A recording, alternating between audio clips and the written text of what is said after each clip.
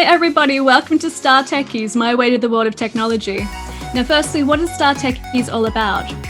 Well, these talks are designed to provide an insight into the multitude of career paths available in the field of technology, from DJs, animators, UX designers, even archaeologists. So I'm Kristen and I'm the Communications Manager at Initio. And today we have Björn Lindberg joining us from Tele too, and he's going to be talking about 5G and what this means, so in terms of both new career offerings for teenagers, society and technology in general. Hi, my name is Björn Lindberg, working at Tele 2. Been doing that since '95. Been around in many places around at the company and also around the world or Europe, especially when Tele 2 have built out the networks in different countries and so on.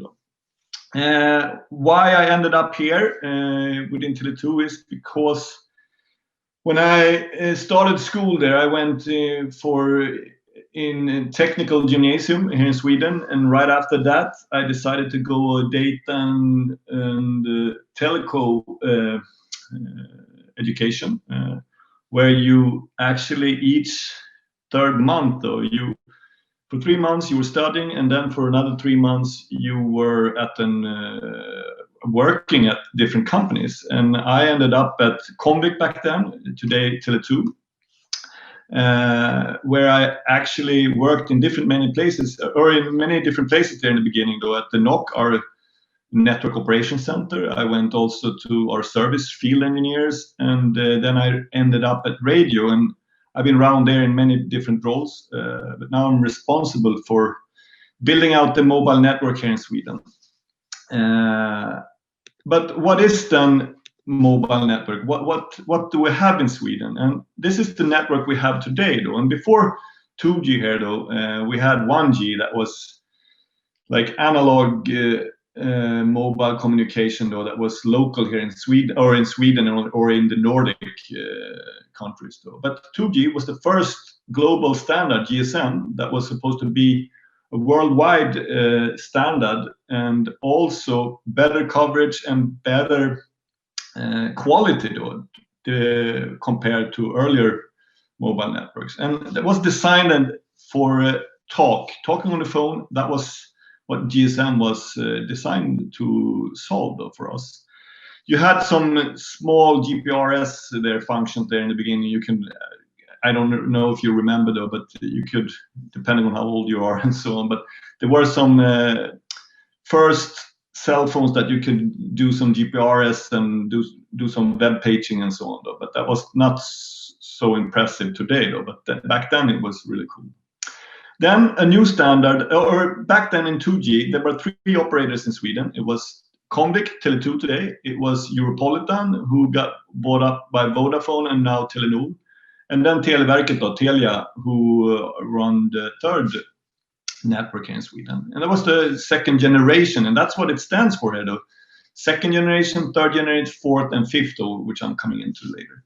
Third generation, 3G, UMTS, was launched in Sweden 2001, and there were 4 licenses available back then, and 4 operators left and won the competition there. And the operators that won and were able to build 3G in Sweden was Orange, Tre, Telenor, and Tele 2. We were the 4 operators that got a license in Sweden back then. And we were really happy that we got a license, but we were even more happier that our biggest competitor, Tele, didn't get a license back then, because they weren't so luckily in this auction or this competition about the license that actually took place back then. So we started building this, or our founder back then, Jan Stenbeck, he realized that will he spend the money by himself building this network, money from his own pocket, or should someone could share it with us? So he called up Marianne Niberto, who was the chairman of the board in Telia, and asked if they wanted to share this network to us and split the network in half, and sharing the same coverage, same base station, speed, and you name it, everything would be shared between Tele 2 customers and Telia customers, but we will also share the cost of building the network. So we did. So we started building a new network called Sunab back in Sweden, back in then. And the same goes for Telenor, Tre, and Orange. Orange left earlier here, though, or way back, but Tre and Telenor are also sharing a joint venture within 3G in Sweden. So there are two national networks here on the 3G side, entails. Tele and Tele2 is running one, and Tre and Telenor is running the other. And 3G or 3G was designed to take care of both voice and data. And in the beginning, there was only voice, though, because data, no one knew what data was. And if mobile broadband didn't exist in the beginning here, that was something that came in 2006 that exploded the market.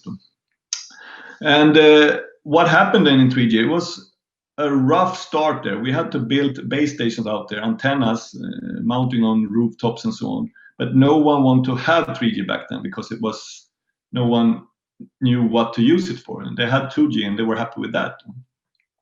It took a while to build it out. And at the end there, everyone wanted to have 3G because that was the only thing you know about mobile broadband and so on. Though. But the speed wasn't so good and the coverage wasn't so good either, though, on that frequency, on 2100 megahertz. So at the same time, around 2010, a 4G network, the fourth generation of mobile, it's 10 years approximately between these different generations in mobile communication. 4G was supposed to be launched in 2010. And Telia back then, the company we were running our joint venture with, didn't want to build as much base stations as we wanted in 3G network. So we said that maybe they didn't want to build any more network with us in the future, and that was it for them. They wanted to build their own networks. That's what they've been living from since day one, though. They want to own their own networks and so on. But we saw the cost efficiency of sharing a network with someone else, because then you could actually build base station out on the countryside, far way out, and share the cost, and also have some profitability in customers and so on. So that's why we shared and started a new joint venture here in 2010 with Telenor. And what we did back then in 2010 was that we went back to our 2G network, the GSM network that we built in the beginning of the 90s, took the base station there and merged them together. These two networks, Telenor and Tele2's network, merged together, and we merged together to create a new joint venture with GSM, 2G, and 4G. So the frequency that we had on the 2G band there, 900 megahertz that we were using back then, the same frequency that we are using at the 4G network. So if you had 2G coverage, you will also have 4G coverage because it's in the same frequency band. So we were starting that and building that out really fast. And in 2012, we had actually built entire Sweden and was covering more than 70% of the area in Sweden, and more than 99% of the population was covered with our 4G network back then. And the data volume here back in 2010 in Sweden was low then. I don't know if you see my marker, but it was not so much in the network. But during 2012, at the end of 2012, we had the same data volume in our 3G network as we were having in our 4G network. That had been taking 10 years to build up in our 3G network. It took 1 year to achieve in the 4G network because of the coverage was so much better in the 4G network and the speed was so much higher. So you could use more data and you could use the mobile broadband almost everywhere, though, compared to the 3G network where it was so coverage. And that had done so we could have increased our portfolio when it comes to subscribers. The data packet you had in the beginning, though, in the other operators were quite small, but Tele2 could add high data packets from the very beginning because we had such a good coverage and such a good speed in our network, though, and the capacity in the network was great also. And why we have this and what's the background on the mobile broadband or the 5G network is up to come as well, though. But the base of everything is the frequencies. And the frequency we have in Sweden, this is what we have to use. And on the left side here, we have the low frequency band, 700 megahertz, 800 and 900 megahertz. Those bands are reaching far on the countryside. They will reach a couple of miles out there. On the right side, the higher bands, 1800, 2100, 2600, and the 3.7 or 3700 megahertz. Those are covering smaller distance, but we have more bandwidth there. So those are great for cities, villages, where we have a lot of people. So you need to have a mixture of both these frequencies, low band and high band. That's how you build the network, though. So on the countryside, you need the low band to reach far. And on the villages or cities, you need the high band for the capacity. So this is a mixture how you build the network. And this year, we launched 5G in Stockholm, Gothenburg, and Malmö as a first operator in Sweden. We beat the other two that have launched right after us. It was Tele the day after and Tre a couple of days after that. Telenor hasn't launched yet, though, but they're on the way. They're sharing the same network as we, and people are asking why haven't they launched? Because they have some other issues with their core network, though. So the whole full network needs to be ready for 5G before you can actually launch, though. And that's something that we other have succeeded with. And what we have as the other don't have, that's that we have the frequencies 3.7 gigahertz or 3700 megahertz down here. Those frequencies we got by buying another company here during the spring this year, where we actually bought a company and added on with our existing frequencies, and we're coming up to 80 megahertz bandwidth. And the thing here, what I'm going to explain now with the frequencies, is that everything that we broadcast on is on these frequencies. Depending on what we decide to broadcast here, we can broadcast everything on 2G or 3G or 4G or 5G on all the different frequencies. But that's a mixture of how are the terminals out there, what are they supporting, and what are our customers demanding from us? And that's what we need to have this mix with 3G, 2G, and 4G, and now also 5G. And 5G here, though, we need to have more frequencies because our 4G network, who's running on 700, 800, 900, 1800, and 2600, these frequencies are out there already. And the 2100 band here, that's what we're using for our 3G network together with Tele. But the new frequencies that are up and coming and that the government is planning to auction out now in November this year, it's on the 3.7 gigahertz band or 3700 megahertz band. And that's, you need the bandwidth of 100 megahertz. That's what you use in 5G. In 4G, the bandwidth was 20 megahertz, and on 3G, the bandwidth is 5 megahertz. So that's the difference between the different technologies here. The 3G, the third generation, the bandwidth on one frequency is 5 megahertz. On 4G, it's 20, and on 5G, it's 100. And we can't get 100 here, down here on the 7, 8, 900, because we don't have, the spectrum is not wide enough. The only spectrum is wide enough to reach 100 megahertz bandwidth is on these frequencies up here on the 3.7 gigahertz band or 3700 megahertz.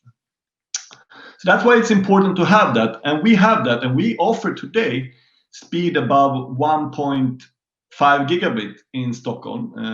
In Malmö and Gothenburg, we don't have that license. We can only reach up until 500 megabit per second in that 5G network. But what is 5G then? 5G is actually the fifth generation, of course. But what are we going to use it to? The big thing here that everyone was talking about, have talked a long time about now, is gaming. And we saw, if the ones that were following Apple's release of the new iPhone 12 yesterday, so that they brought up better gaming experience. And yes, it will be better gaming experience because there are two things, or one thing actually, that have been some like setback for gaming with cell phones in 3G and 4G network, and it's the latency. The latency in the network when you're trying to ping something, the response time is what it is. It's so much faster in 5G compared to 4G. The 5G network, when it comes to ping timing and response time, though, is almost the same as we have today in the fiber network. So with 5G, you don't need fiber anymore because that will be the same, though, and the speed will also be the same for you to be using. So gaming will explode there. You don't need to sit next to a Wi-Fi at home or hooked up to a long cable or whatever. Now you can be portable with your iPhone or whatever phone you have, Samsung or whatever, and be gaming a lot. And that's something that people think will explode, and that will do so the data volume will increase even more, though, when people are gaming through our mobile network. And then we will build out even more sites for sure in the network. And not only for gaming industry, it will be also, we can stream high resolutions, of course, though. There will be no buffering or whatever, because it will be so fast. You will have the 1 gigabit speeds for downloading a movie or whatever you will download.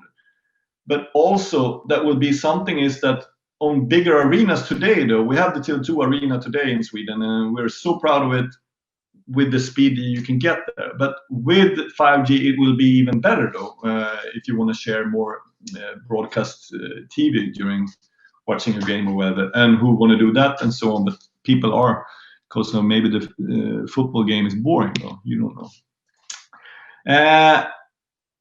The other things that could be used for this also is business customers, more private networks for business customers, though. If some factory somewhere need to have their own network where they don't want the data from their servers going to go bouncing into Stockholm and back to whatever this factory is somewhere out in Sweden, they can go from the server directly from their server into the mobile network on site, on their premises up there, and then out on the cell phone or whatever robot or whatever they will run on 5G.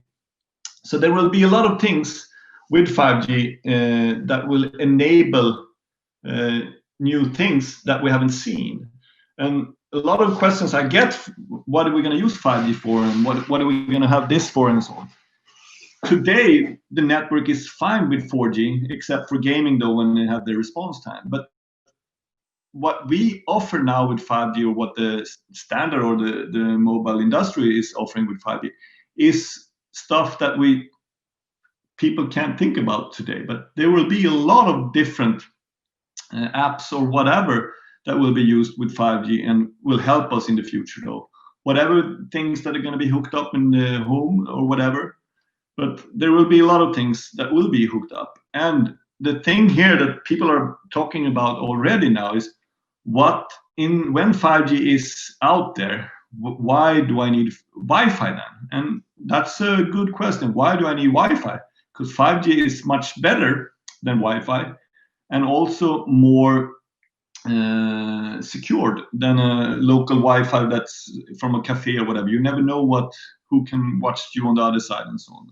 So 5G is so much more than just speed and reliability and response time. It's a complete new standard that is designed to take care of a lot of customers, but in a secure way.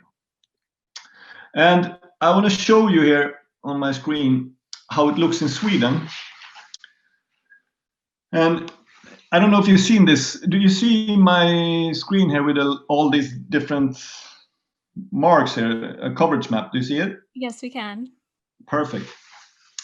Because here we have all the base stations around Sweden. So if I zoom out, you will see how maybe it's not going to update it so well, though. But here is where we have all the base stations in Sweden. And everything we see here today is our 4G network. All the base stations we see. And zooming in here in Stockholm, though, as an example, you see how dense it is between the sites. The site-to-site distance in Stockholm city is 50 to 100 meters between the base stations today. And all of this will be added on with 5G.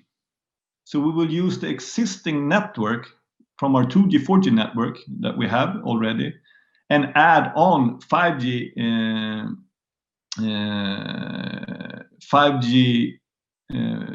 equipment on these base stations. And at the same time, though, what is driving us here, actually, though, it's not just to push out 5G to customers, it's that we need 5G for the data volume that we expect in the future. Every year now, year by year, the data consumption in Sweden increased by 30%. And to handle that in the 4G network, we need to start building capacity there as well. And that's the driver in the whole thing now. We're modernizing the whole 4G network here. We're going to replace all the hardware out there today with new hardware where it supports more capacity in the 4G network, but also enabling 5G at the same time. So the capacity in the 4G network will be between 50 to 200% more by each site, but also enabling 5G on each site as well. And at the same time we're doing this, we will close down our 3G network that we have with Tele. We have approximately around 7,000 sites, a little bit more than that, with Tele in our Sunab network. And all those sites have to be closed down before the end of 2025, because that's when we are licensed to broadcast on the 2100 megahertz band appear. So we need to turn it back to the government. But up until then, we have to close down all those sites. We will take away the equipment and so on. But all those sites, around 3,000 of them, will be added into our 2G, 4G network and 5G network to handle the capacity then. So the sites are out there today. A lot of people have been talking about with 5G, we're going to see sites everywhere, and we're going to be each 500 meter, 1 kilometer in between, we will have base station.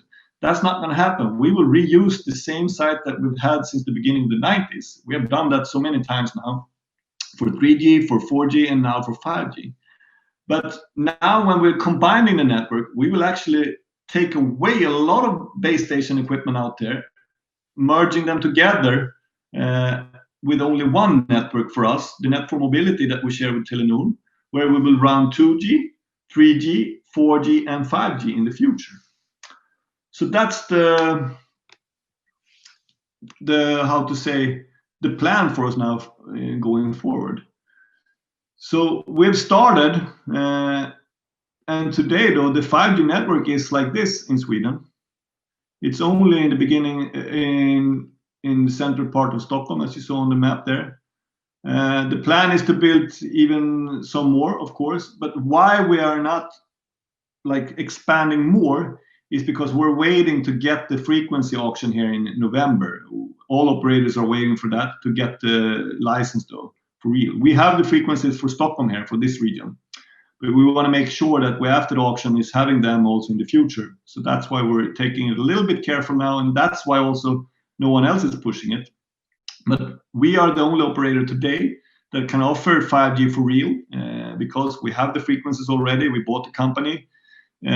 So we are in the lead within Tele2, and we've been there for many years now. We were first operator in the world with a joint venture on the 3G, combining or building a network together with another company. And we were also first in Sweden when it comes to 4G national coverage. And we were first in Sweden with 5G, official 5G launch for customers in Sweden. So Tele2, just to make a commercial of that company, is a great company to work for. And why is that? That's because we have our values as a foundation of what to work, how to decide for stuff, and so on. And so that will support us during the day and during the way forward also. So that was a quick glance of what Tele2 is all about and what 5G is all about also. Yeah. First question up. What did you study again? So how did you get into this career path? I went to technical gymnasium first 3 years. And then after that, I went to this data and telecom 2.5 year education, like kind of a almost university, but wasn't back then, but now it is though classified like that. But now it was a 2.5 year program where you were studying for 3 months and working for 3 months though. So the company, I'm not saying own you, but you could choose whatever company though. But you could, if you didn't like the company you were working with, you can change not for another period and so on. But I was at the same place because I loved it so much. Perfect. Next question then. How does Sweden stand in contrast to the rest of the tech world? But we've been behind when it comes to 5G, but a lot of companies or countries are, and that's because of the frequencies aren't available in Sweden. You call the frequencies that we need to get to these speeds, though, is on the 3.5 to 3.7 gigahertz band, the C band even called. Those bands have in Sweden been handed out to other for different communes. We Tele2 have some of the band already. Different energy companies have it to broadcast whatever they want to have, and a lot of other companies have some also military things on these bands. So companies need to reshuffle around these frequencies to open up for the whole spectrum to be available. And the whole spectrum in Sweden will not be available until mid 22. I think in 2022. I think the frequencies are wide available. But that's why we bought this company also, because we thought that it was better to sit on these frequencies before the auction here in Sweden than standing here in November though and starting to bidding on everything and you don't know where to land and so on. But now we have it already, and we have secured 5G in Sweden up until 2022 for us in Stockholm, for example. After the auction, depending on what we land and so on, we will solve it though. But now we have it down so we can launch before the actual auction with the frequency. And that's been the other companies aren't happy. The other operators in Sweden aren't so happy about us because of that, because we bought this company in front of the eyes of Tele, who was very interested in buying this company as well though. But with our values and where we stand and how quick we are when it comes to opportunities, we bought it in front of their nose, and we're really happy with that happened, of course. So, but we're a little bit behind. But a lot of countries are though. US are in the lead here though, but they have been so far behind in both 3G and 4G. So it's great that they're up on track now with 5G. And also, of course, Asia's very early with 5G as well, of course. Okay. How does the auction process work for network communication companies? Do you have a certain standard a network company should meet? Do you have a certain standard a network company should meet? Yes, this auction that we have right now, though, is it's like any other auction though, but the only thing that is different now from this time is that with 5G, it's the first time the government actually is putting on security before we need to be secured or have a secured stamp on Tele2 that we are secured when it comes to a lot of different questions. We need to fulfill a lot of different bullets here when it comes to secure network, how to operate and so on, and that's because 5G is or will be the future for communication, and you can do so much with it. So that's why they want to be sure that no one else though from another country, I'll say, can come in and read or whatever we do though. So that's been a process that we're just right in and working with. But at the auction then, when that is taking place, when we get allowed to be in there, that's going to be an auction first for the bandwidth, how much spectrum you can buy. And when that has landed, we will go into a second auction where we decide where in the frequency band will we land with whatever spectrum that we have. So it will be that's the setup today. But this is different from different times, so depending on different frequencies. Though during 2100 megahertz, back then there were no auction. Then they had a beauty contest and said, who promised to build the most in shortest time will get a license. That was back then in 2001. But now they want to have the government wants money, and now we have to bid on it. So that's different angles. Okay, it's very interesting how the process has changed. Yeah. What is the weakness of 5G, or is it not suitable for? So a more general question this time. Whoa.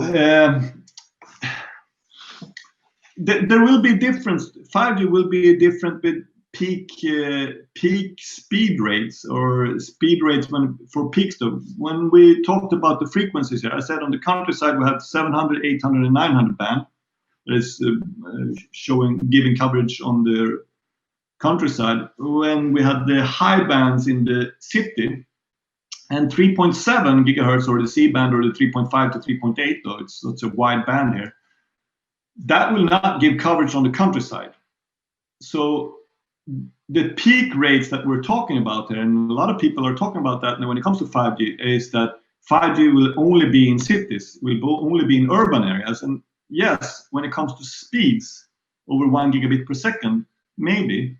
The thing is that in the city there are so many people living, so we need the high bandwidth for taking care of the capacity. On the countryside, we have the 700, 800, and 900 band that will be used for 5G in the future. You will have the same latency, response time, ping time, but you will not come up to the same peak rates when it comes to, if I'm going up in the middle of the night when no one is using the network, I can come up to maybe 500-600 gigabytes on the countryside. But in the Stockholm city, though, during the night time when no one is awake, and I do run the same thing, I can come up to 1.2 gigabyte per second. So that will be the difference. So the speed will be different. But then again, what do I need 2 gigabyte per second when I can get 500 megabit per second? And at the same time, during the peak here of the day, though, around whatever that is, around 8, 9, 10 o'clock during the evening, then you will have pretty much the same average speed though in the network, both on countryside and in the city. Though. Not now in the beginning because now it's empty, though, but when we start loading up the network. Okay. Next question. How long do you think it would take for 5G to be a fully functional network in Sweden? There's also good questions from the viewers today. Good question. This is like answering from some journalists because they're asking the same question. But it will take some time. The driver here, as I said, was capacity. The first city that will get, or the first sites that we will modernize in the 4G network will get 5G, of course. And the first one we will modernize in the 4G network are the sites that have capacity issues, or we see that we need to do something before the 4G customers will start complaining about the speed. But it will take some years to do this. We need to replace all the sites out there, though, with new equipment. It will take maybe 3 years before the whole Sweden is covered with 5G. So about 3 years before it's covered. Okay. Yeah. Would 5G solve the problem of the network not working when riding the train or subway? Yes, it will. It will, but we need to build 5G down there. And in the subway, we want to have this 3.7 gigahertz band down there because that can handle so much more traffic. Today, the problem with the 4G network in subway today is that when a full train comes into a station or in a tunnel or whatever, and need to do a handover to the next cell in the tunnel, we can't handle 500 or whatever people sitting on a train streaming video, and then at the same time another train is coming from the other side, and so on. So we have problem. It will be better, but it will take some time to get 3.7 out down there. It took quite some while to get 4G down there, and 4G is not built out all over yet. We have it on the train stations in the subway, but in some of the long tunnels in Stockholm City, we need to add a few base stations along the way, and that's something that we work with right now. But because of 5G and it's coming up so fast, we're already now, when we talk about adding these 4G sites, we're planning with 5G. So that's why it takes a little longer. But we don't want to do a job now with 4G, which is almost past us when 5G is around the corner. So we need to prepare for 5G. But 5G will be better for us though. But I'm sorry you experienced problem on the subway, and that's something we work real hard to solve. It was very interesting. I actually didn't realize what was going on down there and why it wasn't working. So I learned a lot myself with that answer as well. What is the most interesting thing about working with telecom? It's people think like, what, Bjorn, you're so boring. You've been working with the same thing for 25 years. But hey, every 10 years, it's a new standard. 2G came in the beginning of the 90s. 3G came with a whole new setup. 4G came and blew the market with, and I didn't say what 4G was designed for. It was only data though in the beginning. But now with Volta, voice over LTE, you can have voice call in the 4G network as well. And now 5G is coming. So different techniques, and that's why it's so great working with technique. That you can see on the market side or the sales side or whatever, people are changing on and off and on and on. But on the tech side in these companies, you are the same group that almost started here in the 90s. Of course, they're adding on people though, but a lot of people are sitting long here. And that's rare in the tech business though, but that's because in telco, we have this 10-year roadmap though with new techniques and so on. So talking now, we're rolling out 5G when 4G is at its peak though. So we still need to take care of 4G for a couple of years, for 4 or 5 years. Same time building out 5G and then closing down 3G, and then the joint venture that we have. We have also within Tele2 expanded into Russia. I've been built network in the Baltics, in the Russia, in Kazakhstan, in Croatia, in Switzerland, in Luxembourg, in Netherlands. So I've been around a lot of different countries of building networks. So, but just with it's easy question. The generations shift that we have every 10 years. That's why it's so important. I think it's fun. It sounds like it must be quite exciting to be working there. I mean, if you've been there for 25 years, you did your internship, you stayed there. There must be something exciting that's keeping you there all the time. Yeah, it's I'm stuck though. But then also I'm very interested. And the thing is that coverage in Sweden and like the questions I get here, for example, that why isn't it working in subway? Everyone is so involved in mobile telephony. Everyone is using it now. In the beginning, okay, you were talking on the phone and I could hang up and I knew it wasn't working along this road or whatever. But now with data, like you're sitting there, if you're reading an email or whatever you're doing, you need a connection. Of course, emailing is easy. I can just send and then it could be sent out half an hour later. And so on. But now with the streaming, everything need to work so perfect all the time, or else you will have complaints. And as soon as I show up on some party or whatever, and they hear that I'm working with building out mobile networks, everyone wants to have their own tower or mast next to them because they want some improvement, whatever, if it's on the countryside or at home or whatever. But it's and now with sitting at home though, as I'm doing now, I'm running everything through the 4G network right now at home. I don't have fiber because I don't think I will never pay for fiber. The mobile network deliver better. So of course it works great now. And with 5G it will be even better. I know my kids complain sometimes about latency, but they're young still though, they're around 10, so they haven't experienced the gaming so far. What I know that pro are doing, but then they need the latency. But that's what they're gonna get before they grow up and even gonna complain more about it. Yes. Exactly. We're so used to having everything fast nowadays. Yeah. Were you always interested in technology when growing up? Has this been an area that's always fascinated you? Yes, but I didn't know anything about mobile telephony when I grew up. That was something that just bumped into during the way here. Though. And why I picked Comviq back then before other companies, because I didn't know anything about them more than they were building out telephony then. My dad had a cell phone in the car though. That was pretty much it. An NNT one that was noisy and wasn't the best one. That was what I experienced by mobile telephony before I started. But why I picked Comvik is because I'm living south of Sweden, or south of Stockholm, in Tumba. I grew up in Tumba. And driving into Stockholm back then, Comvik had their head office in Västertorp. And when the traffic started, the jamming of coming into city, that's where you drove up the highway and into Comvik. So it was just a 10-minute ride, no traffic jam or anything. It was perfect. Everything else needed to go into the city though, and then you had to sit in traffic jam and whatever. So that's why I chose Comvik back then. But also because the company itself, it was very young and fast forward, and all the values that it was around was something. The technology, yes, I was interested in, but not mobile telephony. I didn't know anything about, except I was playing with Dad's phone in the car sometimes.